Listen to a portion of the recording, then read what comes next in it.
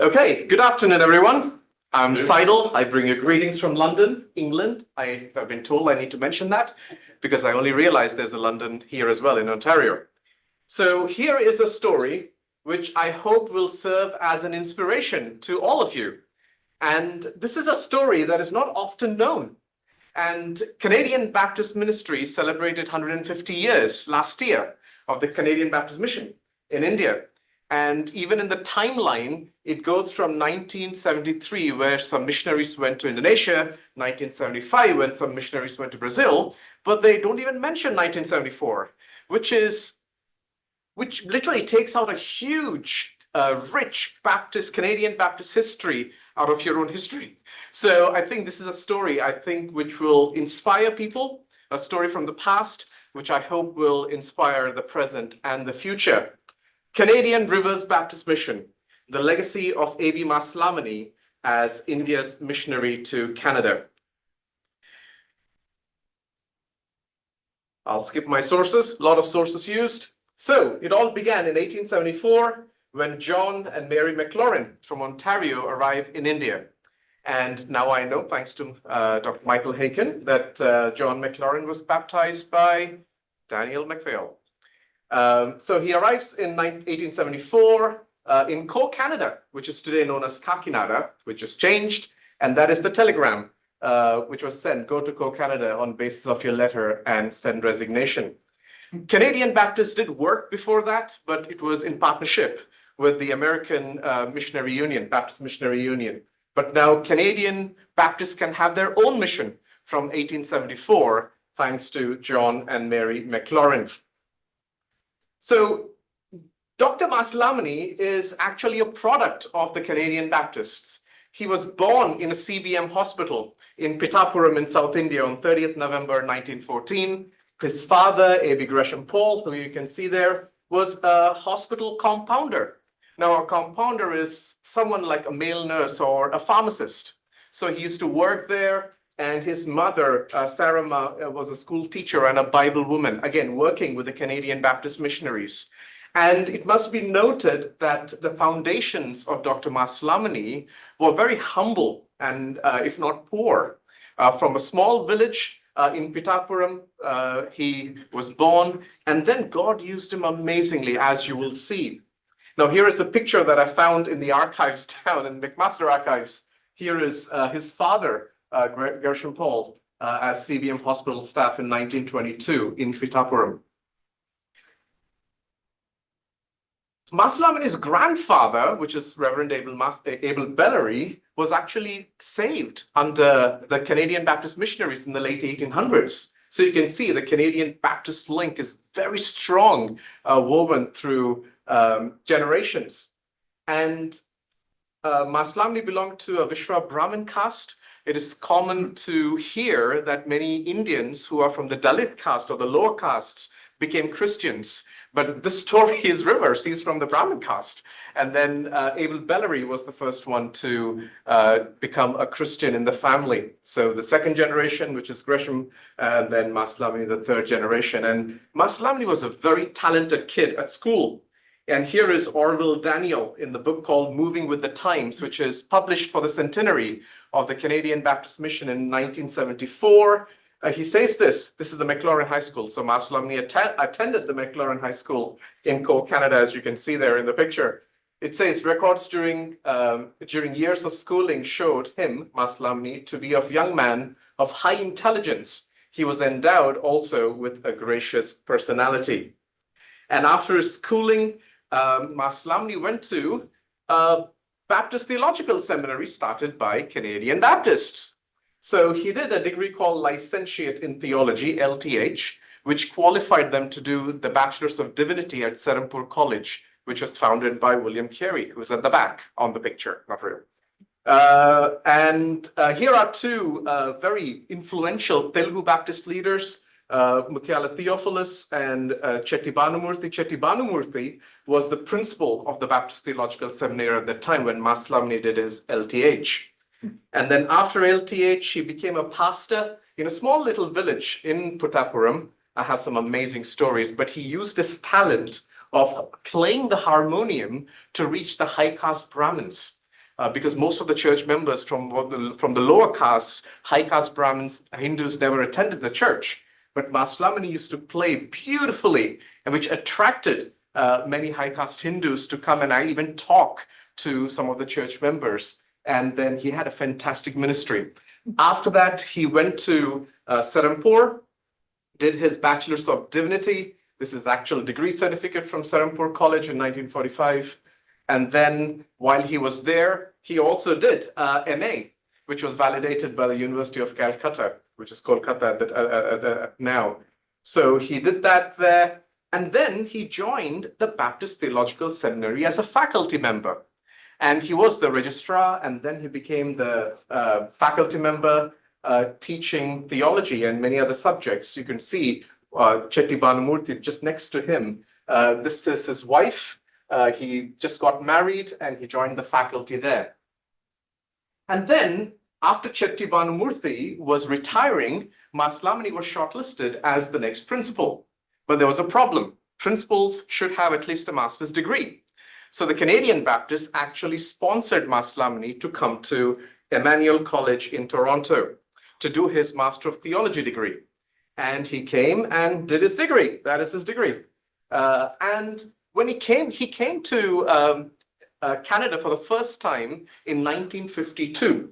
And that's a very special year in his life and in the life of Canadian Baptists as well. The reason why is because most of the magazines of the Canadian Baptist published many articles. The Canadian Baptist, Guests from Abroad, here you have Masilamani, or Introducing a Telugu Visitor, Reverend Abel Masilamani by Clara Johnson.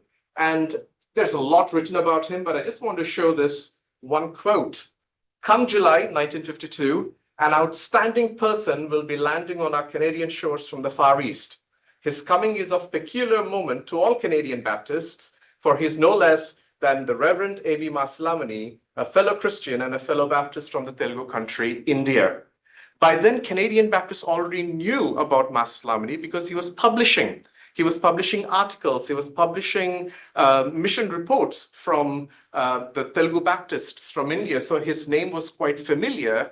But when Canadians Baptists knew that he was actually coming to Canada, invitations poured from everywhere. Actually, in this article in the Canadian Baptist, it does say that he will be available for pulpit supply and addressing missionary meetings of all kinds. We hope full use will be made of this fine young representative of our Indian convention. He was 38 years old. And I accessed many newspapers, only Canadian newspapers from the 1950s and 1952 and 1953. And I got over at least 30 press releases and statements in Canadian newspapers. They used to publish them at that time. I just have a sample of them here for you. Indian professor to preach on Sunday, extra special, First Baptist Church. Indian, I mean, you can just see them. Wow.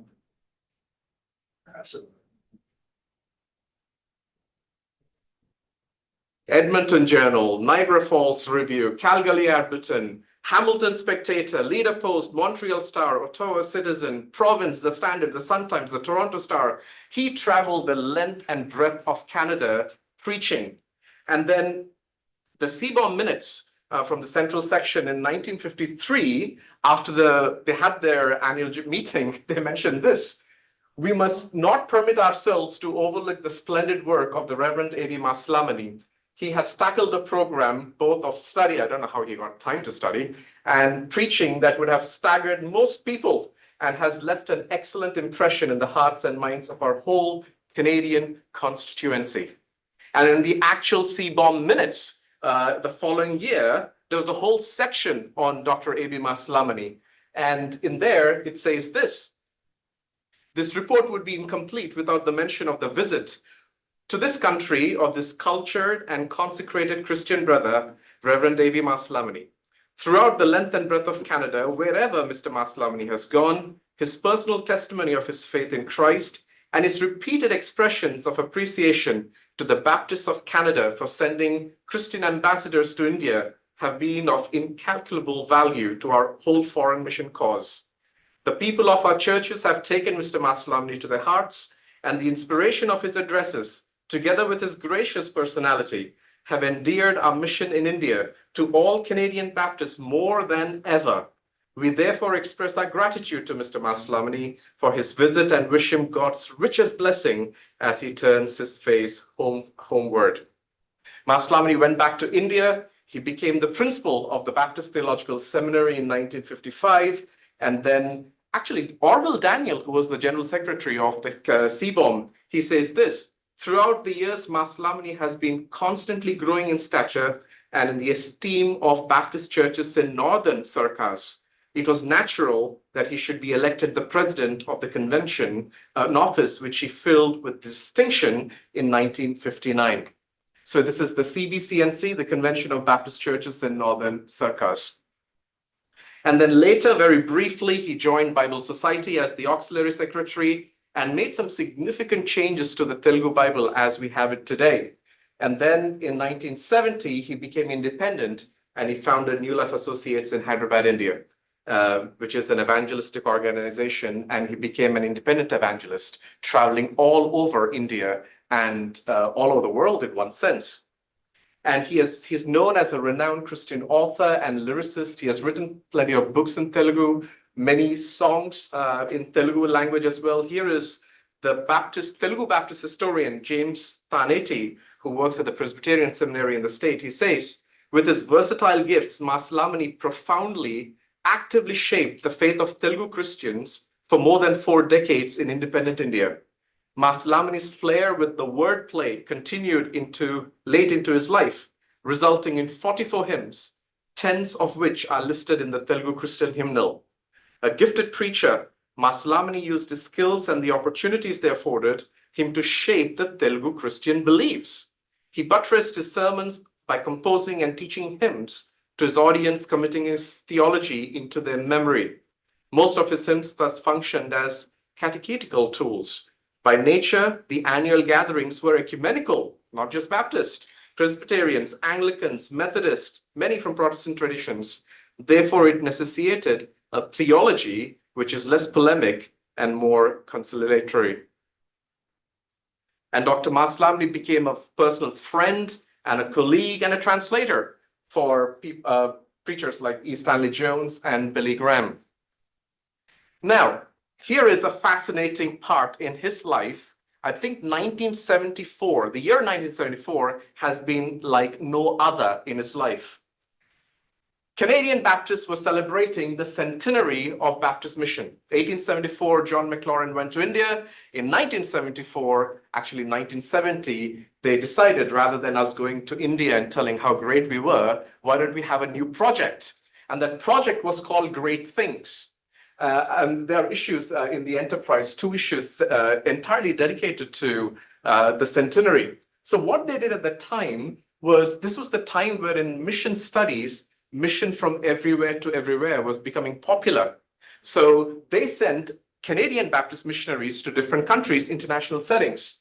Reverend Joao Matuawana went from Zaire to India, and from Bolivia, James Gautier went to India, and George Rocher from Canada went to Zaire, and Dr. Masilamani was invited as India's missionary to Canada for the centenary celebrations in 1974. And you can see this, the actual preparation started in 1970. I just saw this yesterday in the archives. Chairman A.J. Langley, who later became the principal at Canadian Divinity College, they said that the Reverend A.B. Masilamani of India be invited to participate prominently in the 1974 assembly program of each convention as the devotional speaker for the chapel hours and or the theme speaker, including delivery of the coronation address. But later, those thoughts developed. And then the General Secretary was instructed to communicate with the conventions and the planning committee of the Ontario-Quebec Convention concerning the request and relevant suggestions pertaining to the convention programs. If Reverend A.B. Masilamani is invited, he could undertake a larger program across Canada involving participation in convention assemblies, summer camps, special meetings in churches. Mrs. Masilamani might be invited to come for Canada for a part of the time to speak at women's conventions. And here's something which I love. This is what from the promotional material. Dr. A.B. Masilamani, In 1874, Canadian Baptists responded to an urgent plea of a Christian in India to come and help win his countrymen to Christ. Now, 100 years later, Dr. A.B. Masilamani, an Indian Christian, responds to a Canadian request to come and minister to Canadians. How wonderful is that? Reverse Baptist Mission. And in this Reverse Baptist Mission, Canadians are actually pioneers. And then Masilamani came as India's missionary to Canada. And I have plenty of pictures. Every convention invited him as the keynote speaker. That is Dr. Masilamani and his wife, Vimla Masilamani.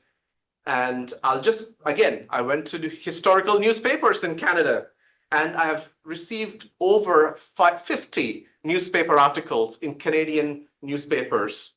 I'll just play them here.